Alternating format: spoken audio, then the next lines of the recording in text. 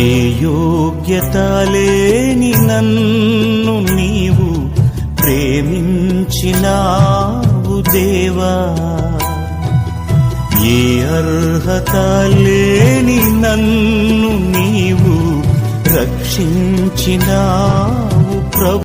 ప్రియమైన దేవుని పిల్లలారా, దేవుని యొక్క వాక్యములో నుండి ఈనాటి ధ్యానము నిమిత్తమై మార్కు సువార్త 4వ అధ్యాయం 4వ అధ్యాయం దయచేసి 25వ చరణమును చదువుకుందాం. కలిగిన వానికి ఇయ్యబడును, లేని వానికి ఒకవేళ కలిగినదేదైనుంటే వాని యొద్ద నుండి తీసివేయబడునని వారితో చెప్పాను. స్తోత్రం చెప్తారు గట్టిగా, హల్లెలూయా. ప్రియులారా, ఈ చదువుకున్నటువంటి వచన భాగం ప్రియులారా, దేవుడు తన ప్రజలైనటువంటి వారికి తెలియపరుస్తూ ఒక విశేషమైన విషయమును మనకు జ్ఞాపకం చేస్తున్నాడు. యేసుక్రీస్తు ప్రభుల వారు ప్రియులారా 33.5 సంవత్సరముల కాలం ఈ లోకంలో శరీరధారిగా జీవించాడు. జీవించినటువంటి దినాలలో అనేక పర్యాయములు కొండ మీద ప్రసంగాలుగా, అనేక పర్యాయాలు సముద్ర తీర ప్రాంతములలో ఉపదేశమును ప్రకటిస్తూ, మరి ఇంకా ఆయా సందర్భాలలో కొన్ని స్థలాలలో పరిచర్య చేస్తున్న సందర్భాలను బైబిల్ గ్రంథములో మనం చూడగలుగుతాం. అయితే ఈ చదువుకున్నటువంటి వచన భాగములో యేసుక్రీస్తు ప్రభుల వారు మరలా సముద్ర తీరమందలి సువార్తను ప్రకటిస్తున్నప్పుడు, అంటే కూడి వచ్చిన వారికి వాక్యమును బోధిస్తున్నప్పుడు, ప్రియులారా పొద్దుగూకుతా వస్తా ఉంది, వాక్యము ప్రసంగము ముగించబడిపోయింది. వచ్చిన వారందరూ కూడా ఎవరి త్రోవను వారు వెళ్ళిపోయారు. వెళ్ళిపోయిన తర్వాత 12 మంది శిష్యులు ఆయన ఒంటరిగా ఉండుట చూచి ఆయన ఒక ప్రశ్న అడిగారు. చాలా ప్రశ్నలు అడిగారు, కానీ దానిలో కొన్ని విషయాలు చెప్పుకుంటూ అక్కడ మనం చూడొచ్చు. మీరేమి వినుచున్నారో జాగ్రత్తగా చూచుకోనండి అని చెప్పి, ఏమండి పైన 21వ వచనంలో, మరి ఆయన వారితో ఇట్లనను దీపస్తంభము మీద ఉంచాలి గాని కొంచెము కింద ఉంచకూడదు. దీపం ఎక్కడ ఉండాలి?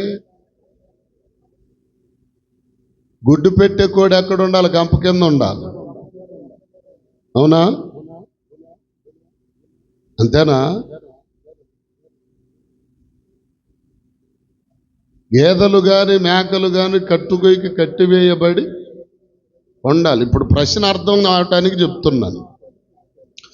దీపము స్తంభము మీదనే ఉంచబడాలి.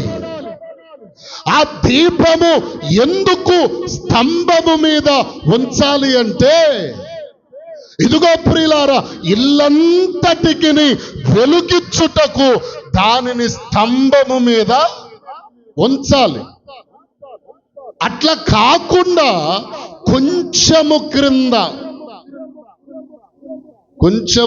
అంటే ఒక బాక్స్ లాంటిది ఉందనుకోండి, ఆ బాక్స్ కింద పెట్టేసాం అనుకో, వెలుగు ఎక్కడికి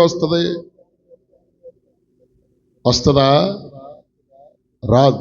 ఇంతకుముందు పూర్వకాలాలలో ఆ పెద్ద పెద్ద ఇల్లు, పెంకిటిల్లులు కట్టేటప్పుడు దాంట్లో దీపం పెట్టుకోవడానికి ఒక అరపెట్టిలాగా పెట్టేవాళ్ళు.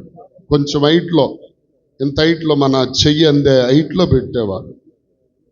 ఆ మసి పెట్టినా కానీ దానికే కొట్టేస్తుంది తప్ప దీపం పెడితే. అందుకనే ఈ విషయాలన్నీ చెప్పుకుంటూ అక్కడ మాట్లాడుతున్నటువంటి ఒక అద్భుతమైన విషయం ఏంటంటే, ప్రియులారు చూడండి, కలిగిన వానికి ఇంకా ఇయ్యబడును, ఎవని దగ్గరైతే లేదో వాని దగ్గర ఉన్నది కూడా తీసివేయబడును. మీకు అర్థమైందా పాయింట్ అర్థమైందా? ఇప్పుడు ఎవని దగ్గరైతే ఉందో వానికి ఇంకా ఇయ్యబడును, ఎవని దగ్గరైతే లేదో ఒకవేళ కొద్ది గొప్ప ఉన్నది కూడా తీసుకొని వచ్చి తీసివేయబడును, తీసివేస్తాడు. అంటే వాస్తవమునకు మనము గమనించగలిగితే ప్రియులారా, ఎవరైనా పెట్టేటువంటి వారు ఉన్నవాని దగ్గర తీసుకొని లేని వానికి పెట్టాలి కదా, అవునా? లేని వానికి, మీకు అర్థమైంది? ఒక మాట చెప్పాలంటే, దావీదు పాపము చేసినప్పుడు దేవుడు నాతాను ప్రవక్తను అతని దగ్గరకు పంపి అతనితో మాట్లాడమని చెప్పినప్పుడు దావీదు, అయ్యా ఎందుకు వచ్చారు, ఇదిగో ఈ స్థలమునకు అన్నప్పుడు దావీదుతో నాతాను అంటాడు, అయ్యా ఇదిగో ఒక చిన్న విషయమును తెలియచేయుటకు వచ్చాను. ఏమిటా విషయం చెప్పండి అంటే, ఇప్పుడు ప్రవక్త చెప్తున్నాడు, అయ్యా ఒక గ్రామములో ఒకనికి 100 గొర్రెలున్నాయి. 100 గొర్రెలు ఉన్నటువంటి వాడు సమృద్ధిగా ఉన్నాడు. అదే గ్రామములో ఇదిగో పేదవాడు ఒకడున్నాడు. వాడు అల్లారు ముద్దుగా ఒక గొర్రె పిల్లను పెంచుకుంటున్నాడు. ఈ 100 గొర్రెలు ఉన్నవాని దగ్గరకు బంధువులు వచ్చారయ్యా. బంధువులు వస్తే ఈ ఉన్నవాడు ఏం చెయ్యాలా? 100 గొర్రెల్లో ఒక గొర్రె పిల్లను కోసి కూరండి భోజనం పెట్టాలి. అట్టా చెయ్యకుండా ఇదిగో ఇతడు చేసిన పని ఏమిటంటే, అల్లారు ముద్దుగా ఒక్క గొర్రె పిల్లను పెంచుకుంటున్న వ్యక్తి యొక్క ఆ గొర్రె పిల్లను తెచ్చి వధించి భోజనమును పెట్టాడు అన్నాడు. అంటే దావీదు ఉగ్రుడైపోయాడు, కత్తి తీశాడు. ఎవడు అట్టివాడు నా రాజ్యములో ఉండ వీలు పడదు అని చెప్పి మాట్లాడితే, ఆ మనుషుడు నువ్వే రబ్బాయి అన్నాడు. దేవునికి స్తోత్రం చెప్పండి గట్టిగా. ఇప్పుడు మీకు అర్థమైందా? ఎవడైనా ఏమండి చేసేటువంటి పనేమిటి? ఉన్నవాని దగ్గర ఏదైనా తీసుకొని లేనివానికి పెట్టవలసినది పోయి ఉన్నవానికి ఇదిగో ప్రభు అంటున్నాడు, కలిగిన వానికి ఇంకా ఇస్తాను, లేని వాని దగ్గర ఉన్నది కూడా తీసేస్తా. అసలు ఇది ఎక్కడ విచిత్రం? మీకు అర్థమైందా? హల్లెలూయా చెప్పండి, హల్లెలూయా. ఉన్నవానికేమో ఇస్తాడట, లేని వాని దగ్గర ఒకవేళ కొద్ది గొప్ప ఉందనుకో, కొద్ది గొప్ప ఉన్నా కానీ తీసేస్తా. ఇప్పుడు అదే ప్రక్రియలో దావీదు ప్రక్రియలో చూస్తే 100 గొర్రెలు ఉన్నాయి కదా, దావీదు 100కు 100 తీసుకో. లేనివాడున్నాడు కదా, ఆ ఒక్క గొర్రె పిల్లే కాదు, ఇంకా ఏదైనా ఉంటే మొత్తం ఉడ్చి తీసేసేస్తా. ఎందుకంటున్నాడు ఇక్కడ ప్రభు? అసలు దీనిలో ఉన్న ఆంతర్యమేమిటి? దీనిలో ఉన్నటువంటి ఆత్మీయమైన అనుభవం ఏమిటి అంటే, దేవుడు తన శిష్యులకు చెప్తున్నాడు ఏమనంటే, అయ్యలారా, ఒకవేళ మీరు కలిగి ఉంటే మీకు ఇంకా ఇస్తాను. ఒకవేళ మీలో ఎవడి దగ్గర అయితే లేదో వాడి దగ్గర ఉన్నది కూడా తీసేస్తాను. దేనిని గురించి అన్నాడు అంటే, దేవుడు ఆత్మీయ స్థితిలో, భౌతికమైన స్థితిలో కాదు, ఆత్మీయ స్థితిలో నీవేమి కలిగి ఉన్నావు, కలిగి ఉన్న దానికి ఇంకా క్రొంత వేసిస్తాడట దేవుడు.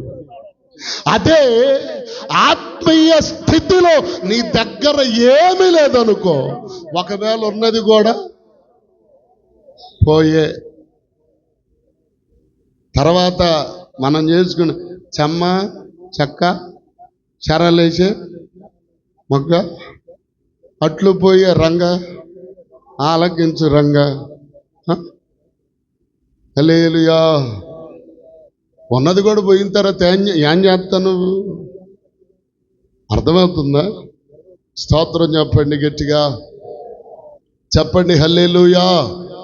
ఇప్పుడు ఆత్మీయ స్థితిలో నీవు ఏమైతే కలిగి ఉన్నావో, కలిగి ఉన్న దానిని బట్టి దేవుడు ఇంకా నిన్ను బలపరుస్తాడు, ఆశీర్వదిస్తాడు, ఉన్నతమైన శిఖరాగ్ర స్థాయిలకు ఎక్కిస్తాడు.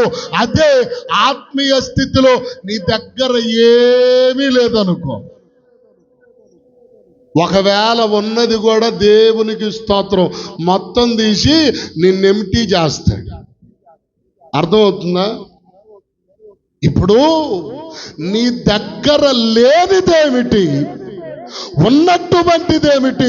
ఉన్నవాడికి దేవుడిస్తాడట, లేని వాని దగ్గర ఉన్నది కూడా తీసేస్తాడు. అసలు నీవు ఏం కలిగి ఉన్నావు, ఏం కలిగి లేవు, ఏం కలిగి ఉన్నావు? నిన్ను ఒకసారి టాలీ చేసుకో. ఒకసారి నేనేం కలిగి ఉన్నాను నిజంగా నాకు తెలుపయ్యా. ఒకసారి ఎప్పుడన్నా ఆలోచన చేశాం మనం? నాకేంట్లే, కట్టుకున్నాడు తెచ్చిపెట్టక పోతాడా శుభ్రంగా, ఏదో ఒక రకంగా ఆ పోగులో పట్టాలో బంగారం ఏదో ఒకటి ముక్కు పేసరో, లేకపోతే ఏంటిది అది తాడు బోడు ఆడి అస్తులు అరుచుకొని తేకపోతాడు, నాకున్నది జాలే అనుకుంటారు కొంతమంది. అవునా కాదా? హల్లెలూయా చెప్పండి, హల్లెలూయా. నాకున్నది జాలే అనుకుంటారు. నీకున్నది భూలోక సంబంధమైన విషయములలో నీవు కలిగి ఉన్నావు. కానీ ప్రియులారా, ఆత్మీయముగా నీవు ఏమి కలిగి ఉన్నావో ఒక్క రోజైనా, ఒక్క క్షణమైనా, ఎప్పుడైనా ఆలోచన చేశావంటే ఏ రోజు కూడా లేదు.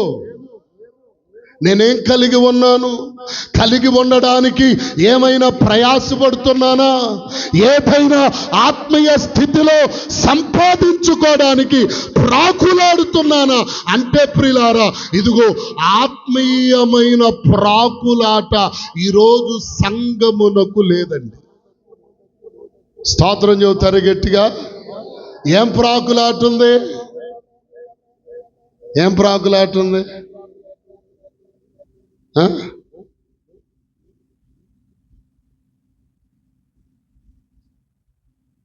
ఒక పాట ఉంది, ఆ పాట పేరు ఆగండి చెప్తాను. ఏమని? 3 నాళ్ళ ముచ్చట కోసం ఈ మనిషి పడే తపన చూడరా. ఎన్ని నాళ్ళకంట? 3 నాళ్ళ ముచ్చట. ఈ ముచ్చట కోసం మనుష్యుడు పడేటువంటి ప్రయాస ఎంత అంత కాదు. హల్లెలూయా చెప్పండి, హల్లెలూయా. ఏమండి? అందుకనే ఇప్పుడు నీవు ఆలోచించవలసినది, ఇదిగో దైవికముగా నీవేమైనా కలిగి ఉన్నావా, కలిగి లేవా? ఒకవేళ కలిగి ఉంటే దేవుడు నీకు ఇవ్వటానికి సిద్ధముగా ఉన్నాడు. ఒకవేళ లేమి లేదనుకో, ఉన్నది కూడా తీసేస్తాడు. ఉన్నది కూడా చెప్పరే, ఉన్నది కూడా తీసేస్తాడు. అసలు ఇప్పుడు మనం కలిగి లేనటువంటిది ఏమిటి? ఏం కలిగి లేమో తెలుసుకుంటే మనం కలిగి ఉండవలసినవి కూడా తెలుస్తాయి. చూడండి, మొట్టమొదటిగా మనలో ఏమి లేదంటే నమ్మకత్వము లేదు. ఏమి లేదు? ఏ నమ్మకం? భర్త మీద భార్యకు, భార్య మీద భర్తకు కాదు. ఈ నమ్మకం కాదు, దేవుని మీద నమ్మకం. నమ్మకము అనగా విశ్వాసం. దేవుని మీద ఏమి లేదు? చెప్పండి, ఏమి లేదు? నమ్మకం లేదు. లేని వాని దగ్గర ఏం చేస్తాడంట? చెప్పండి అమ్మా, ఏం చేస్తాడు? ఉన్నది కూడా. మీకు అర్థమైందా పాయింట్? అక్కడ చదువుకున్న మాటలో ఏమన్నాడు? మీ దగ్గర లేని దానిని లేకుండా ఉంటే ఉన్నది కూడా తీసేస్తాను. యేసుక్రీస్తు నిజమైన దేవుడని, నన్ను రక్షింపగలడని, నన్ను పరమునకు చేర్చగలడని, ఇదిగో ఈ భూలోక సంబంధమైన విషయాలలో ఇదిగో ఆశ లేకుండా పరసంబంధమైన విషయముల మీదే ఆశ కలిగి, నమ్మకము కలిగి ఉన్న వ్యక్తులు ఎంతమంది ఇక్కడ? చేతులు ఎత్తగలుగుతామా? పరలోకమేనా అంతఃపురం, చేరాలనేనా తాపత్రయం.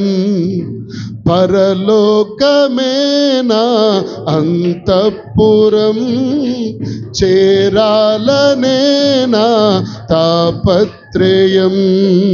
యేసుదేవరా కనికరించవా, దారి చూపవా. యేసుదేవరా కనికరించవా, దారి చూపవా. పరలోకమేనా అంతఃపురం, చేరాలనేనా తాపత్రయం. స్వల్పకాలమే ఈ లోక జీవితం, భవ్య జీవితం మహోబలం. మజిలీలు తాకే మరో బలం, నీ మహిమ చూచే మధుర క్షణం. హల్లెలూయా. ఏమండి? స్వల్పకాలం ఈ లోకం. చెప్పండి, స్వల్పకాలం. ఇప్పుడు స్వల్పకాలమైన ఈ లోకములో ఉన్నటువంటి నీవు దేవుని విషయములో ఎంత నమ్మకం కలిగి ఉన్నావు? దేవుడు నాకు సమస్తము ఇవ్వగలడని, నా జీవితంలో సమస్తమును చేయగలడని ఎప్పుడైనా నీ జీవితంలో నమ్మికుంచావా? నమ్మకం ఉందా? విశ్వాసం ఉందా? ఏమండి? బైబిల్ గ్రంథంలో ఒక వ్యక్తిని గురించి వ్రాయబడి ఉంది. అదే మార్కు సువార్తలోనే. ప్రియులారా, మీరు ఒక్కసారి చూడొచ్చు. ఏమండి? 4వ అధ్యాయం 10వ వచనం చదవండి. 10 కాదు, 40.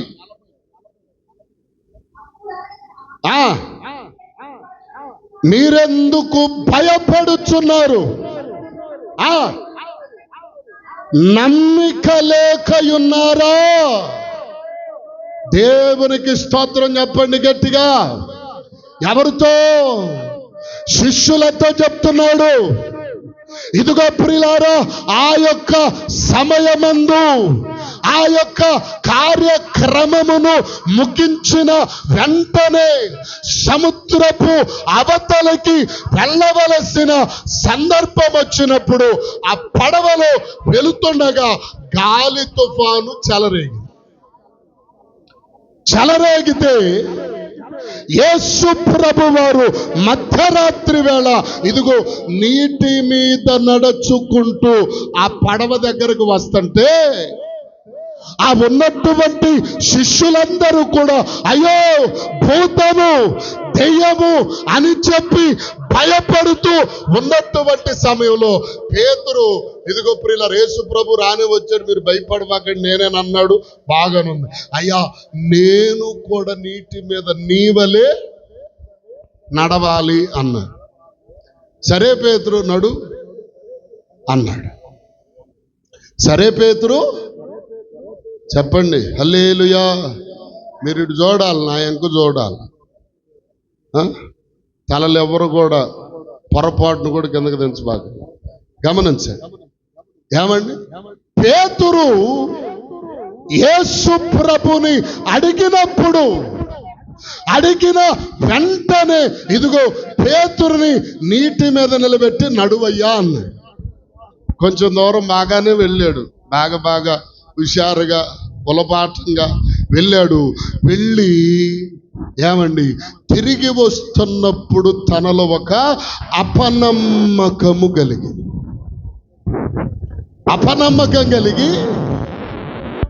ఏమండి అపనమ్మకం కలిగి మునిగిపోవసాగాడట.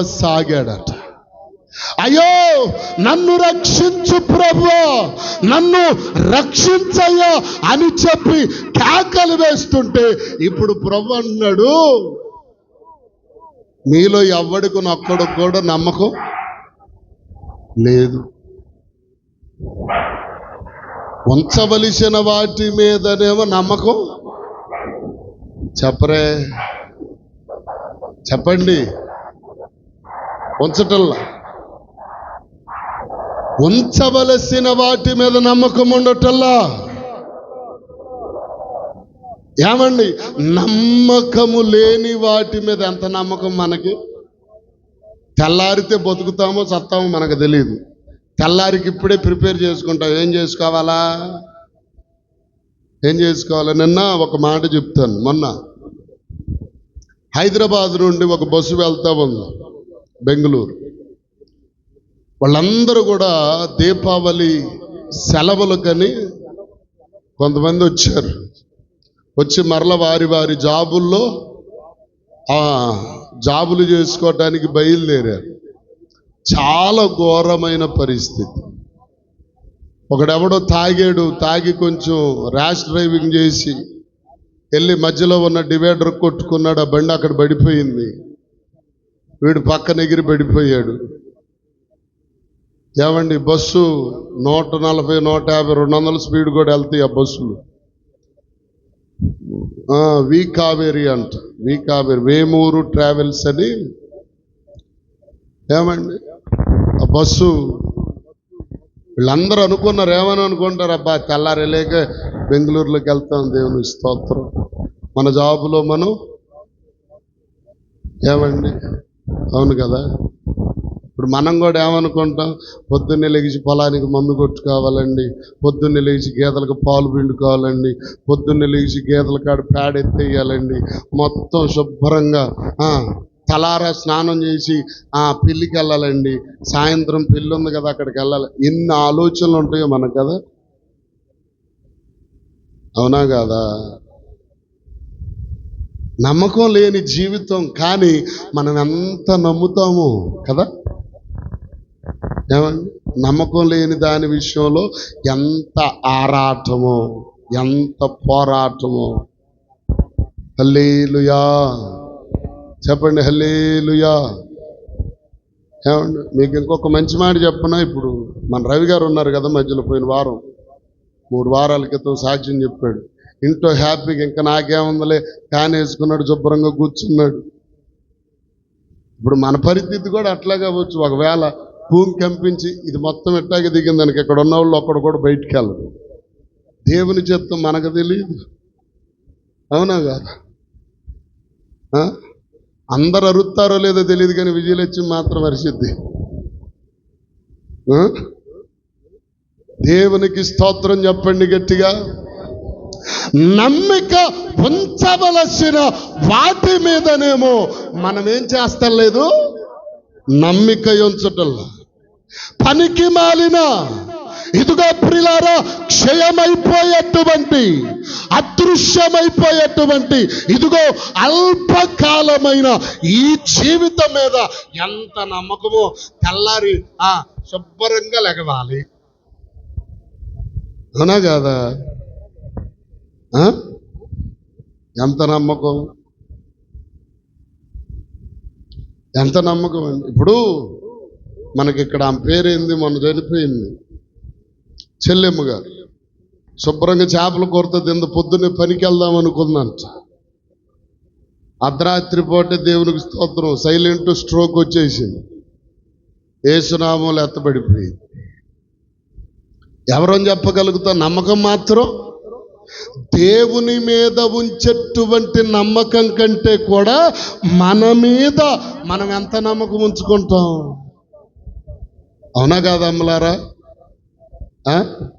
నీవు నమ్మేటువంటిది నీ డబ్బును నువ్వు నమ్ముతావు, నీ బలాన్ని నువ్వు నమ్ముతావు, నీలో ఉన్నటువంటి అహంకారం, ఇదిగో నీలో ఉన్న గర్వపు స్వభావమును నీవేం చేస్తావంటే పరిపూర్ణంగా నమ్మి దేవుని మీద ఉంచవలసిన నమ్మకాన్ని ఏం చేస్తాం, మన మీదకి డైవర్ట్ చేసుకుంటాం, మన మీదకి మనమే. గమనించండి ప్రియులారా, ఈరోజు దేవుడు అంటున్నాడు, పేతురు నీవు అపనమ్మిక కలిగి ఉన్నావు, నీ దేవుని మీద నీవు పరిపూర్ణమైన నమ్మకం లేదు. పేతురునే కాదు, అక్కడ ఉన్న శిష్యులందరితో చెప్తున్నాడు. ఏమనంటే అక్కడ ఏమంటాడు, 40వ వచనంలో, అప్పుడు ఆయన మీరెందుకు భయపడుచున్నారు, మీరింకను నమ్మిక లేక ఉన్నారా? తుఫాను వస్తుంది, పడవ ఎగిరెగిరి పడుతుంది, సజీవుడైన వాడు, రక్షణకు కారకుడైన వాడు, సమస్తమును నిమ్మల పరచగలిగిన దేవుడు మీ మధ్య ఉన్నాడు అన్న నమ్మిక మీకు లేదా? ఇప్పుడు అందరి పరిస్థితి అదే, పేతురుదే కాదు, ఆ 12 మంది శిష్యులలో కూడా ఏమి లేదు, నమ్మకం లేదు. ఆ రోజు 12 మందిలో లేనటువంటి ఆ నమ్మకం ఈరోజు చాలా మందిలో లేదు. నాలో నిజంగా నమ్మిక ఉందన్న వాళ్ళు గుండె మీద చేసుకొని చెప్పండి. హల్లెలూయా చెప్పండి, హల్లెలూయా. నమ్మిక లేనివాడు ఏమి చెప్పరే. మీరు ఫస్ట్ నుంచి నమ్మిక లేదనుకుంటా, మీ దగ్గర ఉన్నది కూడా ప్రభు లాగేసేసాడు. దేవునికి స్తోత్రం. అర్థం కాదు, ఉన్నదాన్ని కూడా ఇప్పుడు ఉన్నదాన్ని కూడా అంటే మాట చెప్తున్నాను. ఏమంటే రేపటికి ఒక షాల్డ్ బియ్యం ఉన్నాయి అనుకోండి, ఏమి లేవు, అయ్యే ఉన్నాయి, మొత్తం అడుగంతా గీరేమనుకో, ఉన్న బియ్యాన్ని కూడా ఏం చేశారు, తెల్లారి వండుకుందాలని నీ నైట్ శుభ్రం చేసుకున్నావు, ఎలుకలు పంది కుక్కలు మొత్తం వచ్చేసి మొత్తం తినేసి వెళ్ళిపోయింది. ఉన్నది కూడా పోయింది. దేవునికి స్తోత్రం చెప్పండి, గట్టిగా చెప్పండి, హల్లెలూయా. ఏమండి ఇప్పుడు నేను అంటాను, నీవు దేవుని విషయములో నమ్మిక కలిగి ఉన్నావా? కలిగి లేవంటే వాక్యం చెప్తుంది ఆనాడు అపోస్తులకు లేదు, పేతురకు లేదు, ఇంకొకటి తోమాకి కూడా నమ్మకం లేదు. ప్రభువా నీవు నిజముగా దేవుని కుమారుడవైతే, సిలువ వేయబడిన మా యేసయ్యవైతే నీ అరచేతులున్న మేకులు కొట్టబడిన ఆ బెజ్జములను చూపి అయ్యా, ఆ గాయములను చూపి అయ్యా అంటే తోమత అంటాడు, తోమా చూసి నమ్మిన దానికంటే చూడక నమ్మినదే విశ్వాసము అన్నా. హల్లెలూయా. ఈరోజు మనలో ఎంత నమ్మిక ఉంది? ఎంత నమ్మిక ఉందండి? మనలో ఎంత నమ్మిక ఉందో చెప్పండి. నీలో ఆవగింజంత నమ్మికన్నా ఉందా? చెప్పరే. ఆవగింజంత విశ్వాసం అన్నుందా? ఏమండి? ఆవగింజంత విశ్వాసం ఉంటే చాలు. దేవుడు అంటాడు, ఆ విశ్వాసమును బట్టి నేను నిన్ను గొప్పగా చేస్తా. అక్కడ అంటాడు, విశ్వాసం ఉండి ప్రార్థన చేస్తే కొండెల్లి సముద్రములో పడమంటే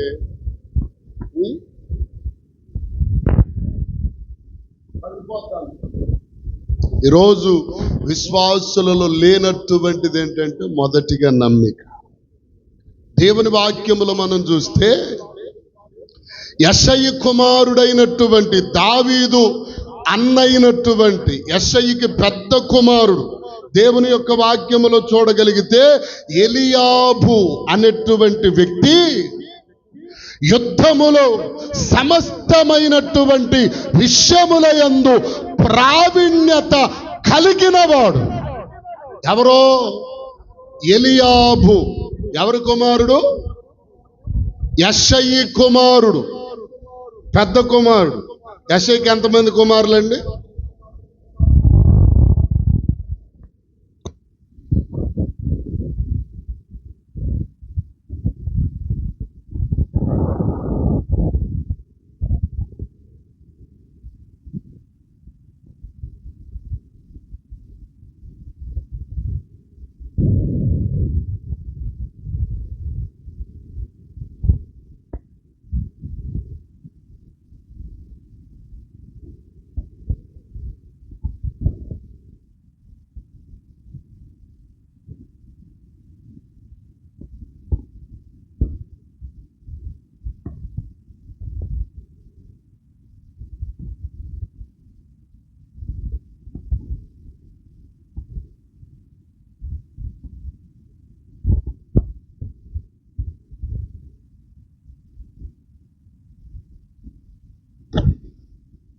అనుకునేటువంటి యెషయి గురించి ఎన్నిసార్లు చెప్పుకున్నాం మనం?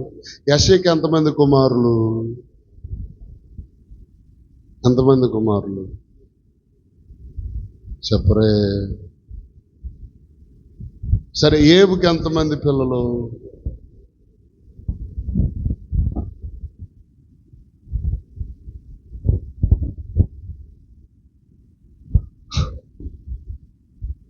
ఇవన్నీ నేను అనేదే.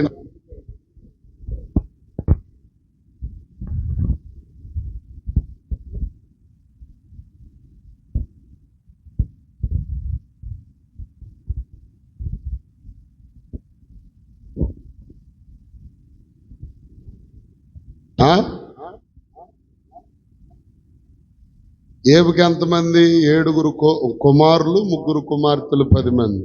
మరి యెషయికి ఎంతమంది పిల్లలు? 8 అంటాడు. 8 అంటే 8 మంది. గుర్తొచ్చిందా? యెషయికి ఎంతమంది పిల్లలు? మోషేకి ఎంతమంది పిల్లలు? కాలేబు, యెహోషువ 2 కుమారులు. ఏలియాకి ఎంతమంది పిల్లలు? 2 కుమారులు. తర్వాత సమూయేలుకి ఎంతమంది పిల్లలు? 2 కుమారులు. రాజైన దావీదుకి ఎంతమంది భార్యలు?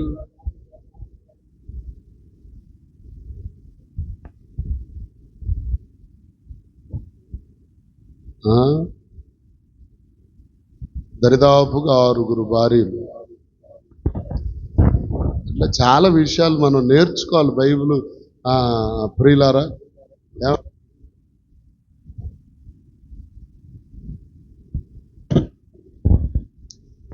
సరే గమనించి ప్రియులారా, ఈ పెద్దవాడైనటువంటి ఎలియాబు సమస్త విషయములలో ప్రవీణ్యత కలిగినవాడు, సమస్త విద్యలలో ఇదిగో ప్రియులారా నైపుణ్యత కలిగిన వాడు, అన్ని కూడా అతనికి కలిగి ఉన్నవాడే. కానీ దేవుని దృష్టిలో ఏమీయూ లేనివాడు. లోక సంబంధంగా అన్ని ఉన్నాయి, ఆస్తుంది, అంతస్తు ఉంది, రాజ్యములో మంచి పేరు ఉంది, విద్యలలో నైపుణ్యత ఉంది. ఇదిగో ప్రియులారా 10 మంది వచ్చినా గాని సంపగలిగినటువంటి ఆ సామర్థ్యత ఉంది. కానీ దేవుని దృష్టిలో ఏమి లేదు.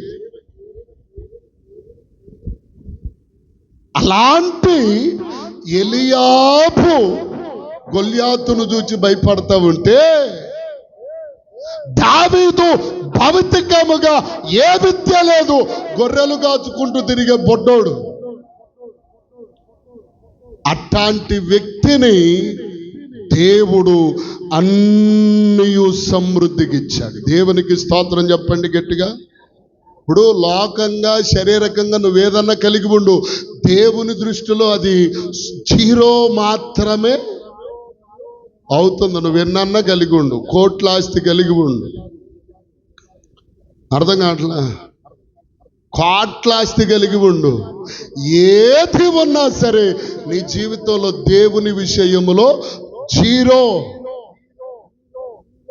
అదే ఆత్మ సంబంధంగా నీవు నమ్మకం కలిగి ఉంటే అన్నీ కలిగి ఉన్నవాడివే.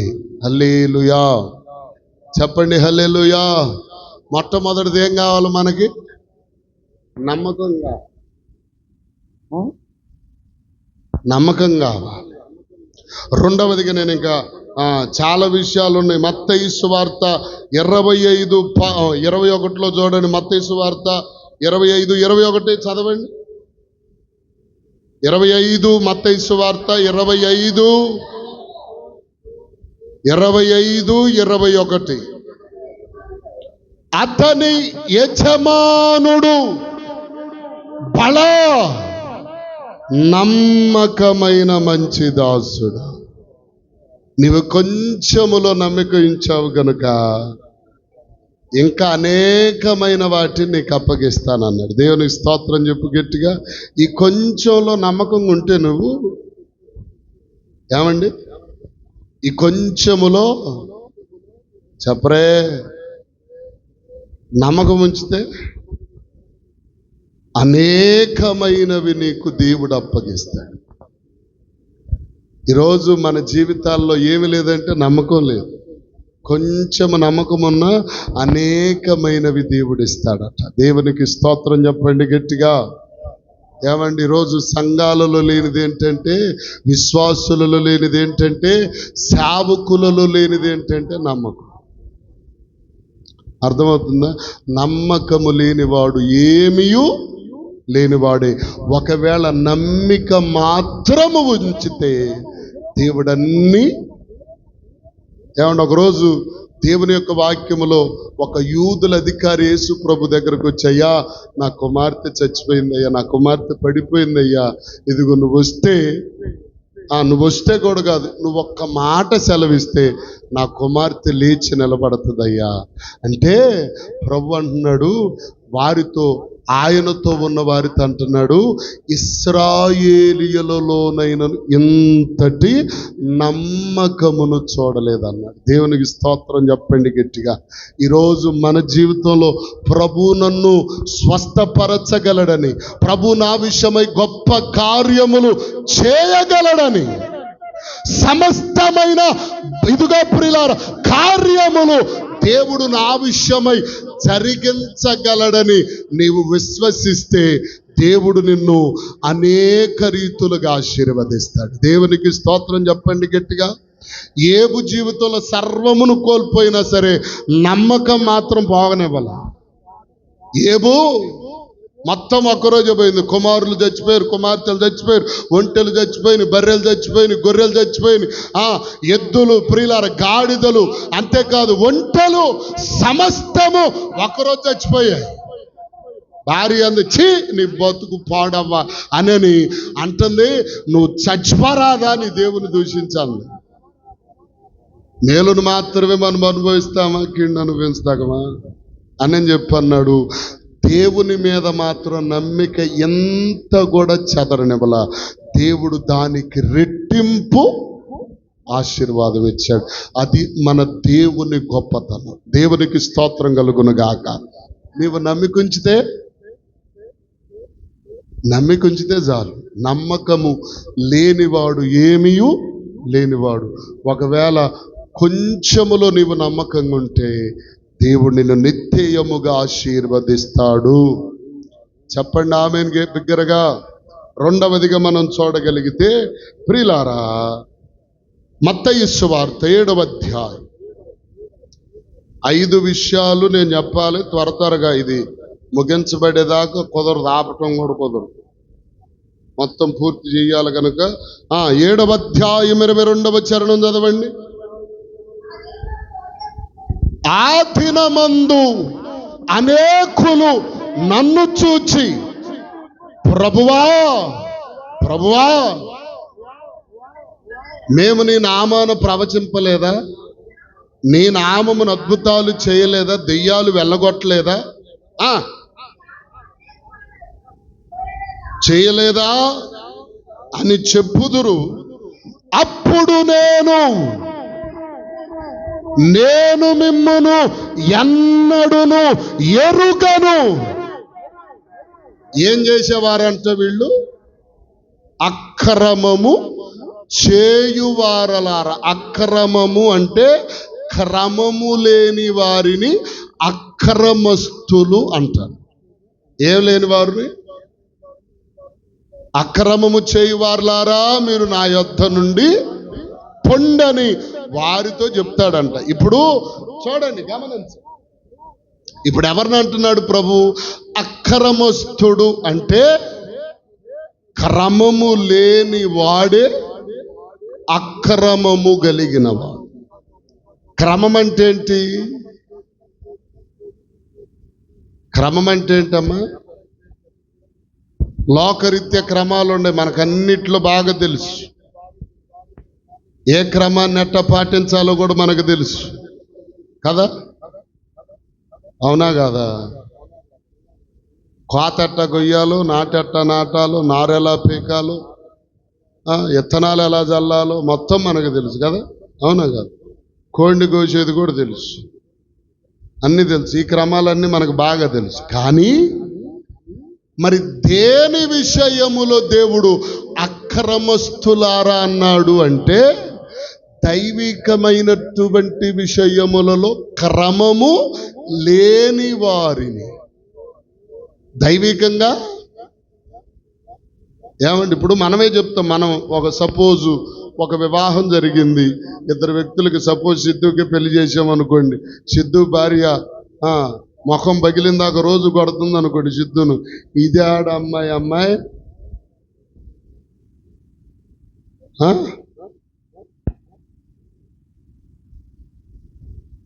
విజయలక్ష్మి ఇంటో ఉండదు. అమ్మ నా కొడుకునే కొడుతుందంటే నన్ను కూడా కొడుతుందని నా కోటలోకి వెళ్ళి తలుపేసుకొని గడిపెట్టుకోండి.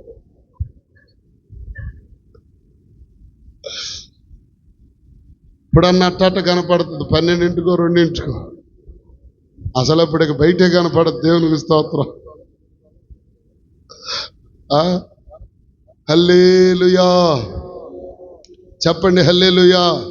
ఇప్పుడు ఆ వ్యక్తిని ఏమంటాం మనం? అసలు భర్త మీద తిరగబడతావేంటమ్మాయి, భర్తను కొడతావేంటమ్మాయి?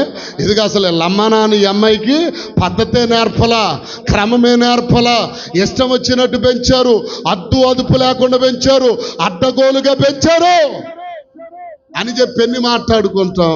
అంటే లోకరీత్యా మనం క్రమము పాటించకపోతే ఇంతటి పేరును మనం పెడుతున్నప్పుడు ఆత్మీయముగా దైవికముగా ఉన్నటువంటి క్రమములు పాటించనటువంటి వారిని ప్రభు కూడా ఏమంటున్నాడంటే వీరు అక్రమము చేయువారు. స్తోత్రం చెప్పండి గట్టిగా. అక్రమస్తులు. ఏమంటే క్రమాలు ఎన్ని ఉన్నాయి బైబిల్ గ్రంథములు అంటే 4 రకములైన క్రమాలు ఉన్నాయి. చూడండి అక్కడ మనం చూడగలిగితే మొట్టమొదటిది వ్యక్తిగత క్రమం. వ్యక్తిగత క్రమం అంటే ఏంటి? ఎవరున్నా ఎవరు లేకపోయినా నీ క్రమం నువ్వెప్పటికీ చెప్పరే అమ్మా. నీ క్రమం పొద్దున్నే లేచామా, పని సంగతి దేవుడు ఎరుగు, దేవునికి స్తోత్రం. పని ఎప్పుడు చేస్తాను ఉంటాం చచ్చిందాక, పని కాదు నేను అనేది. దైవికంగా వ్యక్తిగత క్రమం ఏంటంటే ఉదయాన్నే లేచామా, కాసేపన్నా ప్రార్థన చేసుకున్నామా, 2 మాటలన్నా బైబిల్ చదువుకున్నామా, ఎవరున్నా ఎవరు లేకపోయినా, ఎవరు నీతో కూర్చున్నా కూర్చోకపోయినా నీవు చేయవలసింది ఏంటంటే నిద్ర లేకగానే దేవునితో కాసేపైన గడప. అర్థమవుతుందా? దేవునితో కాసేపైన గడపాలి. గడుపుతున్నావా? ఆడతారు పాస్టర్ అంటారా?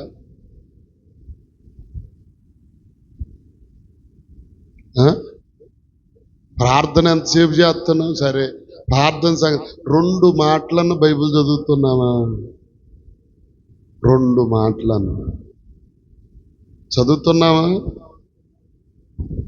ప్రతి ఉదయం నా మొదటి మాట నా ప్రియ యేసునితో, నా ప్రియ యేసునితో. ప్రతి ఉదయం ఏం చేయాలంటే మొదటి మాట ఎవరితో మాట్లాడాలి? ఏమండి కాఫీ పెట్టినా అనటం కాదు. పొద్దున్నే లెగంగానే దేవునితో మాట్లాడాలి. దేవునిలో ఆనందించగలగాల మొట్టమొదటి. అర్థం కావట్లే?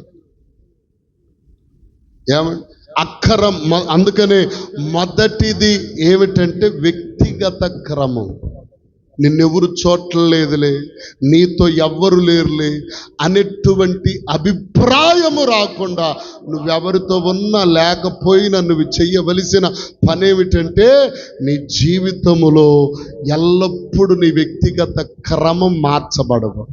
స్తోత్రం చెప్పండి గట్టిగా. మరి ప్రియులారా, ఒక భక్తుని గురించి చెప్తా ఉంటారు. నాకు ఆయన పేరు తెలియదు కానీ పాల్యాంగుచో గారు ఎవరో ఒక మంచి సేవకుడు. ఆయన మరి భక్సింగ్ గారు పాల్యాంగుచో గారు నాకు అంత ఐడియా లేదు కానీ ప్రియులారా, ఆయనంట ఎక్కడికైనా సువార్తకు వెళుతున్నప్పుడు ట్రైన్లో వెళ్ళాలి కదా, ఆ ట్రైన్లో వెళుతూ మోకరించి ఎంతమంది ఉన్నా ఎంతమంది లేకపోయినా ప్రతిదినం మోకరించి ప్రార్థించేవారంట. హల్లెలూయా. భక్సింగ్ గారి గురించి కూడా తెలియబడినటువంటి ఒక వార్త ఏంటంటే, గమనించండి. ఇదిగో ప్రియులారా, ఆ భక్సింగ్ గారి యొక్క అనుభవం ఏంటో చెప్పనా?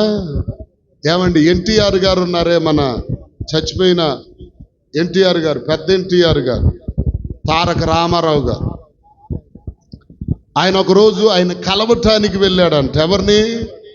భక్సింగ్ గారిని కలవటానికి వెళితే ఆయన అన్నాడు, కాసేపు కూర్చున్నాడు, ప్రార్థన సమయం అయింది. ప్రార్థన సమయం అయ్యేసరికి వెంటనే వెళ్ళింది ఎవరో?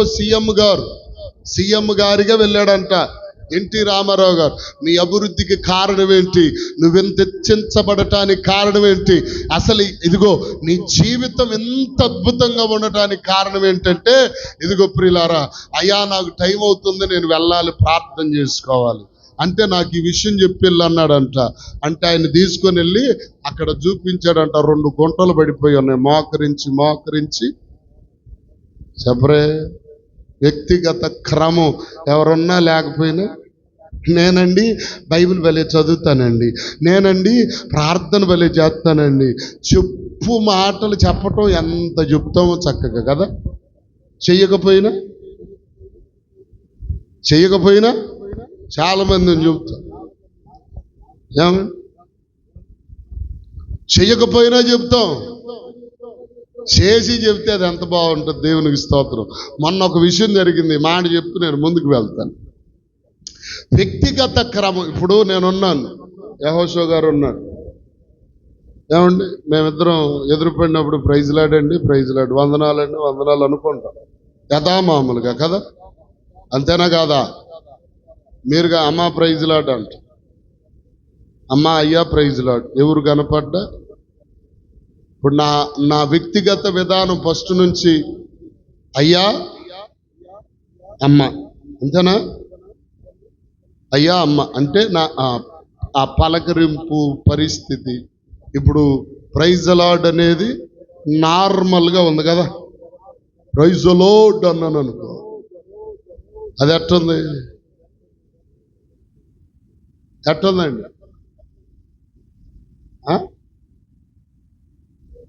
చెప్పరే. ప్రైజ్ లార్డ్ అన్నాను అనుకో, అబ్బబ్బో వీడికి ఏదో కొంచెం ఎక్కిందిరు అనుకుంటారు కదా. సరే, ఇట్లాగే ఒకటి జరిగింది. మన ఆది గారు ఉన్నారు కదా, ఆది గారి దగ్గరికి వెళ్ళిన తర్వాత ఒక ఆయన అన్నాడు, ప్రైజ్ లార్డ్ అన్నాడు అంట. అబ్బో ఇది ఏడో వచ్చింది అనుకున్నాడు. తర్వాత వేదనాయకం గారికి దరిదాపుగా 17 సంఘాలు ఉండి ప్రతి దేశం, ఇప్పుడు ఆల్రెడీ వేరే దేశంలో పరిచర్యలో ఉన్నాడు, పరిచర్య చేస్తున్నాడు. పెద్ద సేవకుడు, అనుభజ్ఞుడు. ఆయన దగ్గరికి వెళ్ళి మనం గొప్ప చెప్పుకోవచ్చు అంటారా? నేను 3-4 సార్లు వెళ్ళాను. అయ్యగారు ప్రైజ్ లార్డ్ అంటే, ఏసన్న గారు బాగున్నారు, చక్కగా మాట్లాడతాడు. అయ్యగారు చక్కగా మాట్లాడతాడు, పద్ధతిగా మాట్లాడతాడు. ఎంతవరకు మాట్లాడాలో చెప్పరే, అంతవరకే మాట్లాడు. ఇప్పుడు ఆయన దగ్గరికి వెళ్ళి నేను, అయ్యా మా ఊర్లో నాకు 4 సంఘాలు ఉండే, 10 సంఘాలు ఉండే, మీరు వచ్చినప్పుడు రావాలని హెచ్చులకు చెప్పుకున్నాను అనుకో. అది ఎప్పుడైనా బయట పడిన రోజు ఎలా ఉంటుందంటే చాలా చెప్పరే అవమానం కదా. అవమానమా కాదా? వ్యక్తిగత క్రమం చాలా ముఖ్యం మనిషికి. ఈరోజు వ్యక్తిగత క్రమం లేదు. రెండవదిగా చూడండి ప్రియులారా, పరిచర్య క్రమం. పరిచర్య క్రమం అంటే ఏంటి? పరిచర్యలో నీవు క్రమంగా ఉంటున్నావా? పరిచర్యలో క్రమంగా నడుస్తున్నావా? పరిచర్య విధానములలో క్రమం తప్పకుండా జీవిస్తున్నావంటే, ఏ రోజైనా క్రమాన్ని పాటిస్తే ఏం చేసుకోవాలి చెప్పండి. మీలో నేను పరిచర్యలో క్రమంగా ఉంటున్నాను అయ్యి అన్న వాళ్ళ చేతులు ఎత్తండి, చెప్పండి. పరిచర్య అంటే దేవుని సంఘంలో జరిగే ప్రతి విధమైన కార్యక్రమములలో మనము క్రమం తప్పకుండా ఉంటున్నామంటే, మీరు ఒక మాటలో చెప్తాను, అపోస్తలుల కార్యగ్రంథంలో ప్రియులారా ఒక మాట చూయించి నేను ముందుకు వెళ్తాను.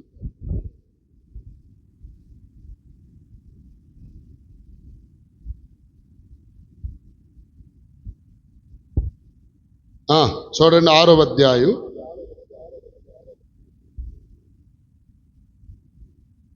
6వ అధ్యాయం మొదటి నుండి చదువమ్మ త్వరగా.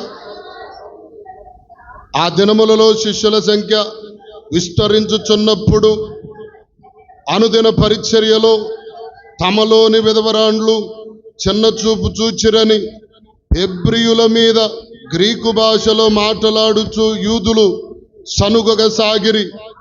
అప్పుడు 12 అపోస్తలులు తమ యొద్ద శిష్యుల సమూహమును పిలిచి, చూడండి, మేము దేవుని వాక్యమును బోధించుట మాని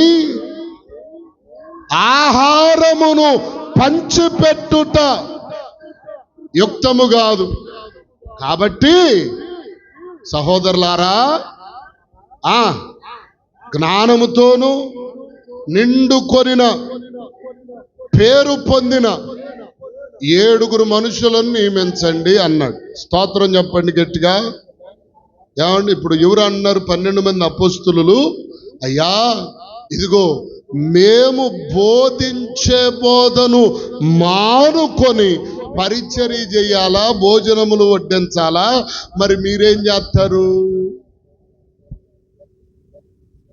అమ్మలారా, ఎవరు ఏ పని చేయాలి చెప్పండి? పాస్టర్ గారు ఏ పని చేయాలి? యాసిద్దు కుర్రోడు గట్టం మంచిగా నీట్గా తయారయ్యాడుగా, దేవుని స్తోత్రం. ఏమండి, ఎవరు ఏ పని చేయాలి చెప్పాలి? బైబిల్లో మరొక మాట ఉంటుంది, పరిచర్య చేయు స్త్రీలను కనుగొనుడి. పరిచర్య చేసే స్త్రీలను, పురుషులను కూడా.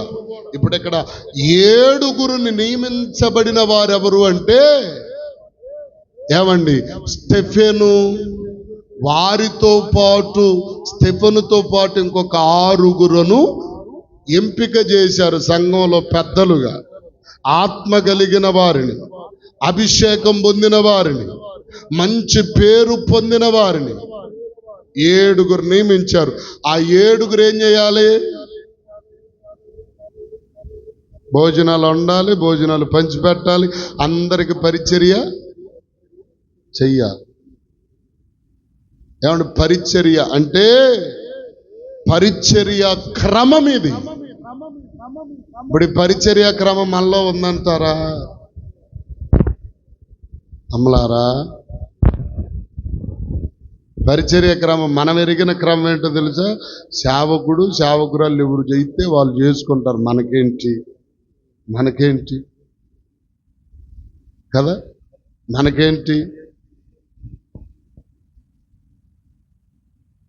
ఏ పనైనా ప్రియులారు, ఈ మధ్య కాలంలో నిజంగా ఈ ప్రతి సండే ఈ ప్రేమ విందు ఏర్పాటు చేసిన సమయం నుండి చంటమ్మ గారు కానివ్వండి, ఇంకెవనస్తులు కానివ్వండి, చర్చి ఆ సర్వనంతా ఊడుస్తూ ఉన్నారు.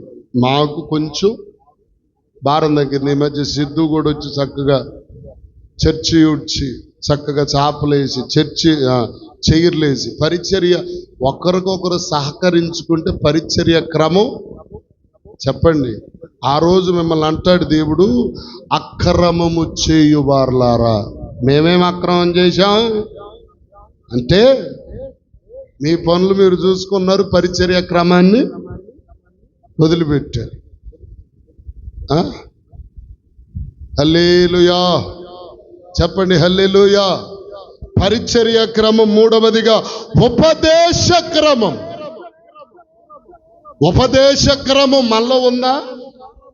ఉపదేశ క్రమం అనగా ఉపదేశం ఏదైతే బోధిస్తుందో, వాక్యం ఏదైతే ప్రకటిస్తుందో, ఆ ప్రకటించిన ఆ మాట ప్రకారంగా మనము జీవించాలి.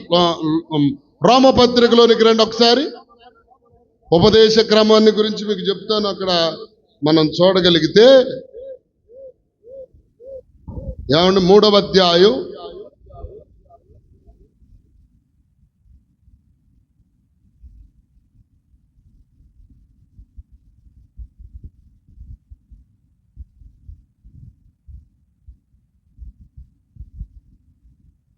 ప్రియుల 2వ అధ్యాయం 13వ వచనం చదవండి. ధర్మశాస్త్రమును వినువాడు దేవుని దృష్టికి నీతిమంతుడు కారు గాని ధర్మశాస్త్రమును అనుసరించి ప్రవర్తించువారే నీతిమంతులు. విని ఏం చెయ్యాలి? విని వదిలిపెట్టిన వాడు నీతిమంతుడు ఎప్పటికీ చెప్పండి కాడు.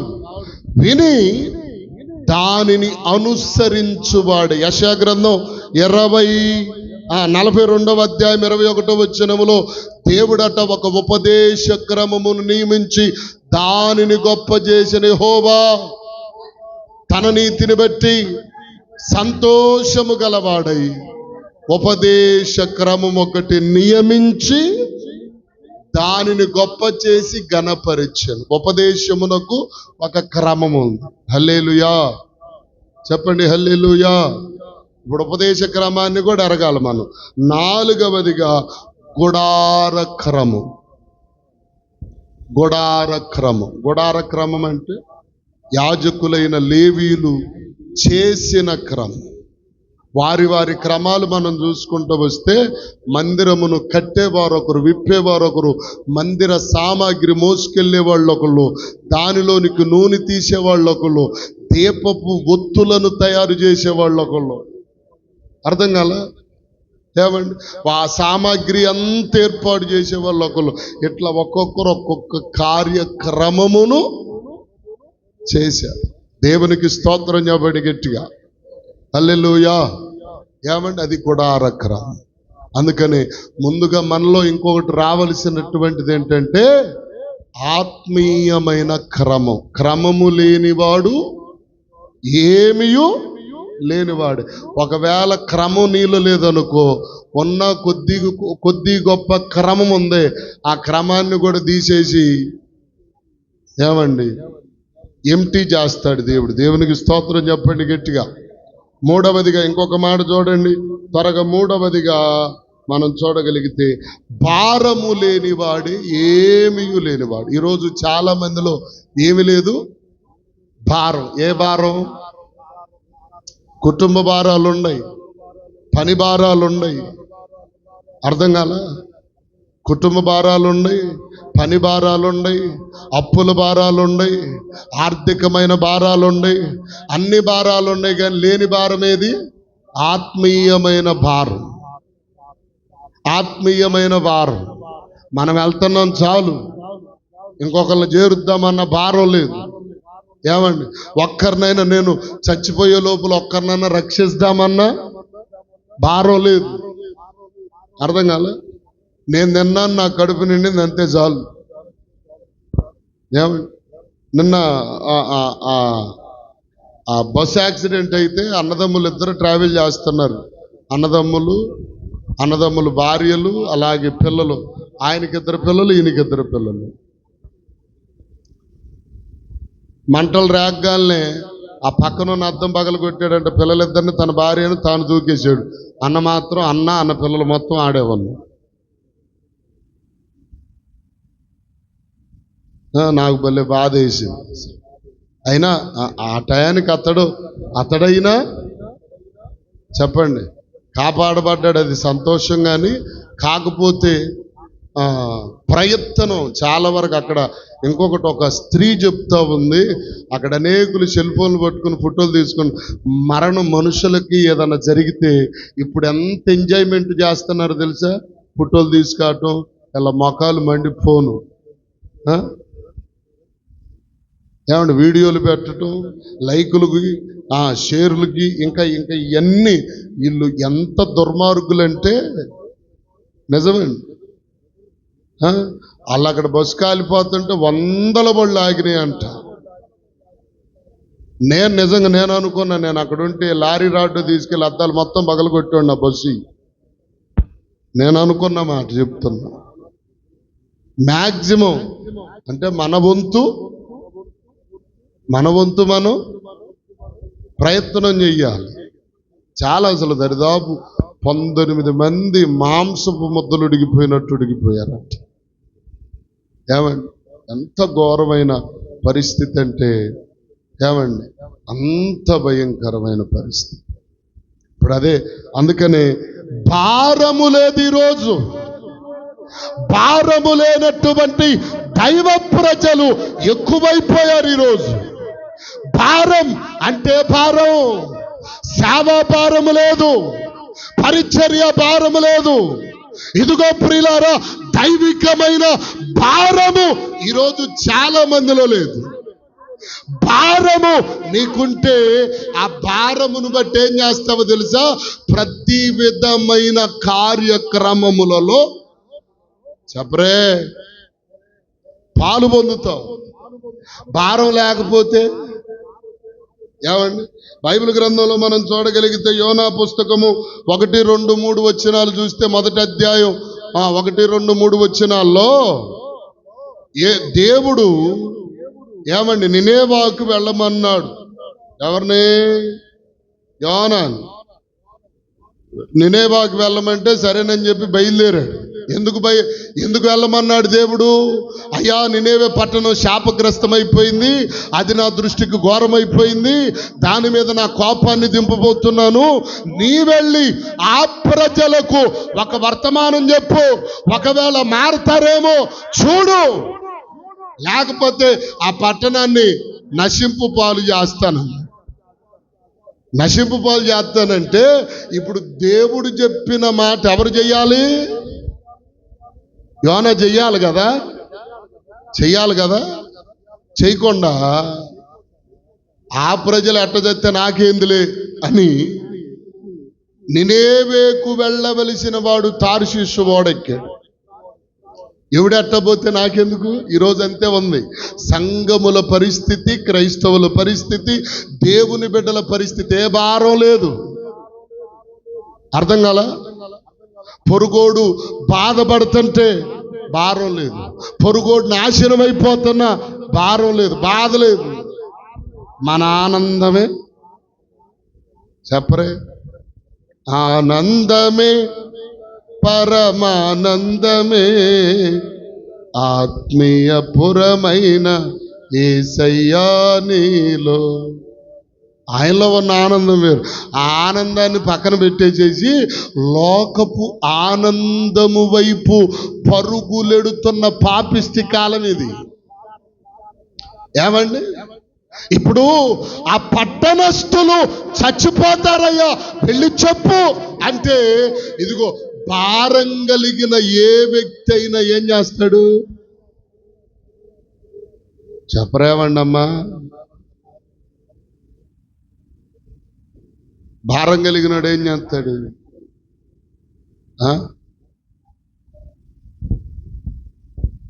ఇంకొక మాట చెప్పనా? దేవుడు మంచి మందిరాన్ని ఇచ్చి, అమ్మా ప్రతి ఆదివారం, ప్రతి మంగళవారం, ప్రతి శనివారం ఆగకుండా ప్రార్థనకి వెళ్ళండి అమ్మా, ఆన్లైన్ పెట్టిన రోజు కూడా ఆగకుండా వెళ్ళండి అమ్మా అని మంచి మందిరం కట్టించి ఇచ్చాడు కదా. భారం కలిగినాడు ఏం చేస్తాడు? ఇంటికాడ పడుకొని నిద్రపోతుంటాడా?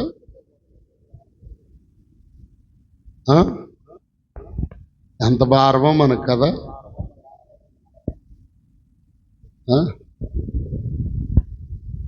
ఆల్నైటు లేకపోతే క్రమకొడికలు ఎంత భారమో. మన దగ్గర ఉన్న భారం చూస్తే ఉన్న హుషారు కూడా దెబ్బకు చచ్చిపోద్ది. దేవునికి స్తోత్రం.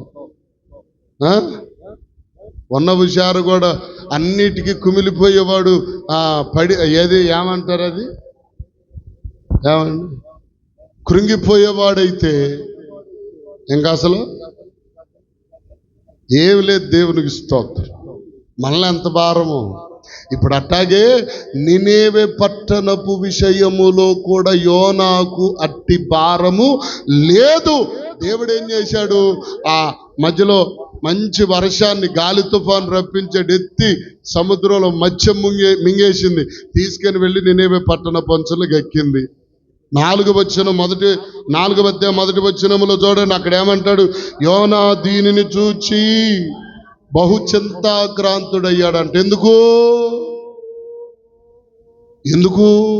పట్టణం ఒకరోజు దినమంతా ప్రయాణం చేసి, అయ్యా ఈ పట్టణం మీదకి దేవుని ఉగ్రత వస్తుందంటే అందరూ మోకాళ్ళ మీద పడి గోనె పట్ట కట్టుకొని బూడిదలో పొర్లాడి ప్రార్థన చేస్తే దేవుడు ఆ పట్టణాన్ని రక్షిస్తే యోనా బాధపడుతున్నాడు. అయ్యో కాపాడబడిపోయారే. భారం లేని వాళ్ళ పని ఇదే. హల్లెలూయా, హల్లెలూయా. ఈరోజు మనలో కూడా అలాంటి వాళ్ళు లేరంటారా? మా ఊర్లో ప్రియులారు, నేను నైటు పగల బండికి తిరుగుతూ ఉంటే వీడు అక్కడే చస్తాడు అనుకున్నా, వచ్చేసాడు. ఆ 3వ రోజు ఆమె పిడుచులు వచ్చి పడిపోయింది. దేవునికి స్తోత్రం. గిలా గిలా గిలా గిలా కొట్టుకులాడి మన చర్చి ఎదురే ఆ బల్ల ఒకటేస్తే, ఇప్పుడు మనకి పంచాయతీ దగ్గర వేసారు, ఈ బల్లలు కూర్చోటానికి వేసారు, ఆ బల్ల వేసారు మన చర్చి ఎదురు రైలు వారంలో. నేను వెళ్ళి రాగానే వీడు దారిలోనే పోతాడు అనుకున్నాను, తిరిగి వచ్చాడే అని అన్నాను. ఓరి సైతాన్, నీకేం చేశాను, నీకేం ద్రోహం చేశాను నేను అనుకున్న మనసులో. 3వ రోజు గిలాగిలా ఆ ముఖం కడుక్కుంటూ వచ్చి ఆ బెల్ల మీద కూర్చొని ముఖం కడుక్కుంటుంది. గిలా గిలా గిలా గిలా తన్నుకులాడి ప్రియులారా అని చెప్పి నోటెమిట నురుగొచ్చి అక్కడే పడిపోయింది. మళ్ళా అదే బండిలో వేసుకొని చెరుకుపల్లి తీసుకొచ్చి 3 రోజులకేమో లెగిసింది. అప్పుడు కన్నా బుద్ధి వస్తుందా? అయ్యో వాడి బండి ఉంటేనే కదా నేను కాపాడబడింది అనే మాట లేదు. దేవునికి స్తోత్రం చెప్పండి గట్టిగా. కొంతమంది ఆలోచన ఎట్లా ఉంటుందంటే, ఏమండి ఇప్పుడు ఈ యోన ఎలాంటి ఆలోచన కలిగి ఉన్నాడు? అట్టి ఆలోచన. అమ్మో కాపాడబడిపోయారే అని చింతాక్రాంతుడై కోపగించుకున్నాడంట ప్రభు మీద. హల్లెలూయా చెప్పండి, హల్లెలూయా.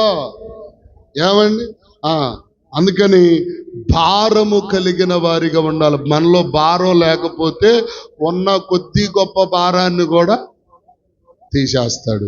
4వదిగా భయము లేదు. ఈరోజు చాలా మందిలో ఏం లేదు, భయం లేదు.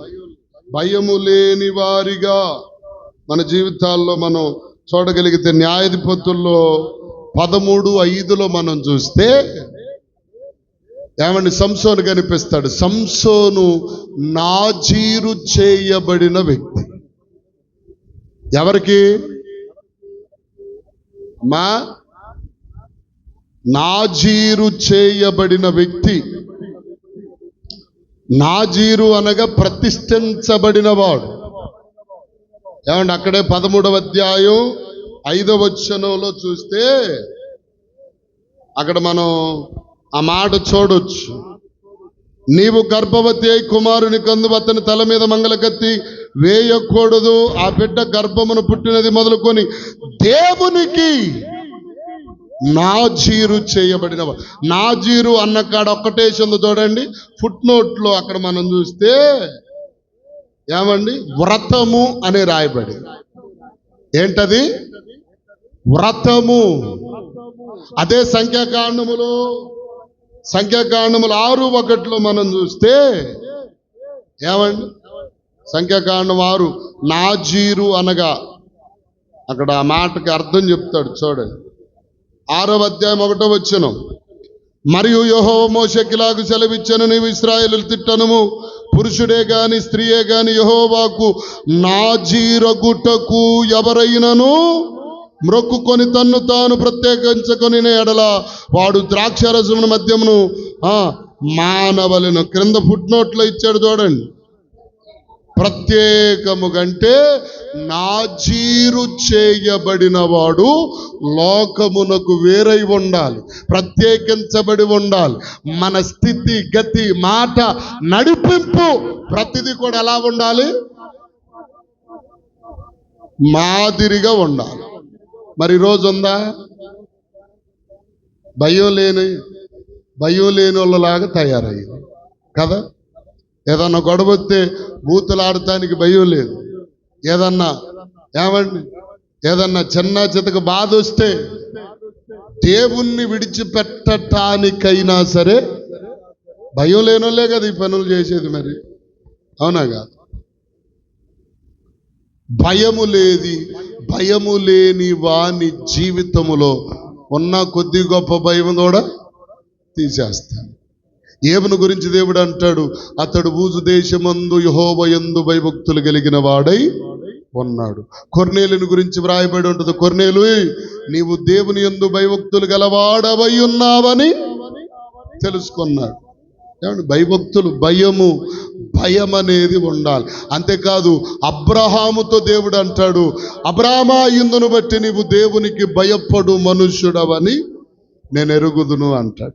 ఈరోజు చాలా మందిలో ఏమి లేదు, భయం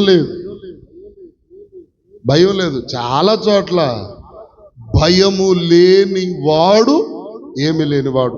ఆఖరికి నేను ఒక్క మాట చూయించి, సామెతల్లో కూడా ఒక మాట చూడండి, 2వ అధ్యాయం 5వ వచనంలో,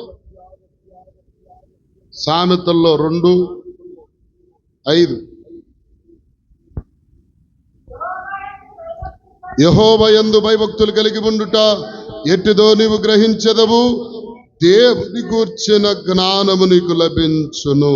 దేవునికి స్తోత్రం కలుగును గాక. యెహోవా యందు భయభక్తులు కలిగి ఉండాలి, భయము మన జీవితాలలో ఉండాలి.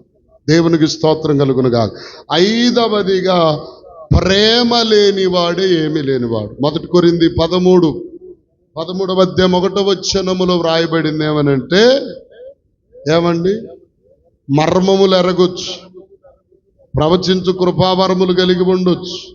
ఆ మాటలు చదవండి, మంచి మాట.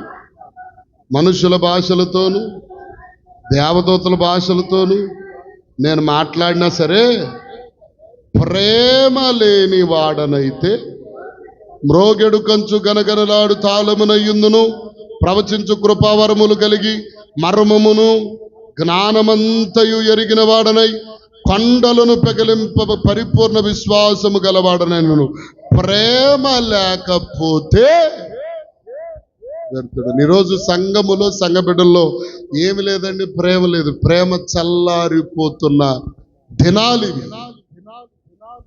అర్థం కావట్లే. మనుషుల భాషలతో మాట్లాడొచ్చు, దేవదూతల భాషలతో మాట్లాడొచ్చు, లేకపోతే కృపావరములున్న, కొండలను పెగలింపగలిగిన విశ్వాసమున్న, మర్మములన్నీ ఎరిగిన వాడమైనా, ఇదిగో ప్రియులారా, రాబోవు కాలములో జరగబోయే సంగతులు చెప్పగలిగిన అభిషేకం నీకున్నా, నీ జీవితం లేకపోతే సున్నా. ప్రేమ లేకపోతే వ్యర్థుడవు. ప్రేమను గురించి బైబిల్లో చాలా మాటలు ఉన్నాయి. ఈరోజు సంఘానికి 5 రకములైన కార్యాలు. 1 నమ్మకం, 2వది క్రమం, 3వది ప్రియులారా భారము, 4వది భయము, 5వది ప్రేమ కలిగి ఉండాలి.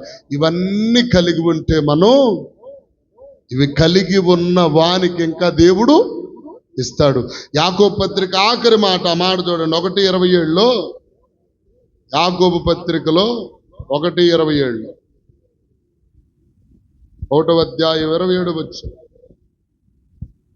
తండ్రి అయిన దేవుని ఎదుట పవిత్రమును నిష్కలంకమైన భక్తి ఏదనగా, దిక్కులేని పిల్లలను, విధవరాండ్రను వారి ఇబ్బందిలో పరామర్శించుటయు, ఇహలోక మాలిన్యత అంటకుండా తన్ను తాను కాపాడుకొనుటయే. దేవునికి స్తోత్రం కలుగును. నిజమైన భక్తి అంటే ఏది? నిజమైన భక్తి అంటే ఏదండి?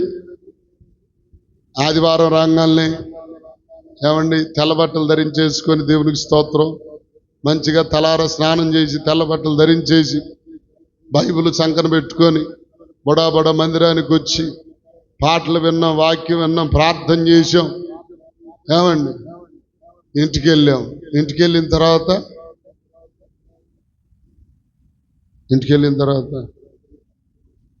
అన్నం తిన్నా, అదే సంగతి, నిజమే. తర్వాత ఇంకేం లేదు. ఏమండి, విధవరాండ్రను విధవరాండ్రను, తల్లి లేని వారిని, తండ్రి లేని వారిని వారి ఇబ్బందిలో పరామర్శించుటయు, ఏమండి,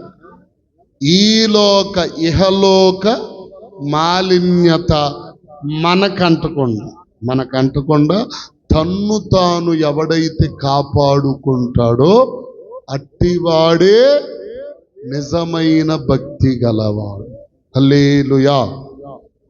కాబట్టి ఇప్పుడు ఈ 5 రకాలైన అనుభవాలు మన జీవితాల్లో కలిగి ఒకవేళ లేకపోతే ఇకనైనా తెచ్చుకొనడానికి చెప్పండి ప్రయత్నం చెయ్యాలి. ప్రయత్నం చేసి ప్రభు సన్నిధిలో ముందుకు కొనసాగే వారికి ఉందాం. అట్టి కృప ప్రభు మనకిచ్చునుగాక. ఆమేన్. అందరం ప్రియులారా అలాగే కూర్చుందాం.